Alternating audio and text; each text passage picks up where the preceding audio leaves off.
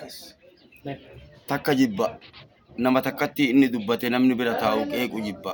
Lama jibba nama lamiin dhalti abaarte haadhaaf abbaan abaarte jibba. Sadi jibba gurbaa ganna soddomaa ka bakkatti ergan dhaqeen deemine jibba. Afur jibba nama ganna afurtamaa ka ummata taa'u ummaa teettanii hin gaafanne jibba. Teessumti nagaa jedheen gaafanne jibba. Shan jibba nama ganna shantamaa ka oobruu hin qabne ka qonna hin qabne ka sa'a hin qabne ka waan takka hin qabne ka waan qabu hin beekne ka oobruu ambaa eegu ka mana ambaa tiksu ka suuqii ambaa gurguru gurbaa ganna shantamaa ka waan ambaa dalagu jibba. Jaha jibba nama ganna jahatamaa ka maatii dhalee abaaru jibba. Torba jibba nama ganna torbaatamaa ka yoo keessummaan dhufte sagalee isaa qorii siree jala kaahu jibba. Kanami sagalee isaatti hin ajamne. Torba jibba nama ganna torbaatamaa ka sagalee isaa suuqu jibba. Saddeet jibba nama ganna saddeettamaa ka gabbahee urjii ilaalee waan bara dabree waan bara dhufuun himne ka wagaan himne jibba jedhe.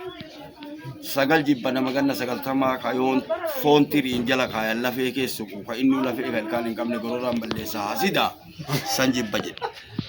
Kudhan jibba nama ganna dhibbaa ka addunyaa namaan mari'atu jibba jedhe ka loon achi godaansiifna suuqii san akkas goona obruu san akkas goona jedhe ka innuu duniyaa keessaa ka'e nama ganna dhibbaa ka duniyaa namaan mari'atu jibbaa Oromoo jedhe.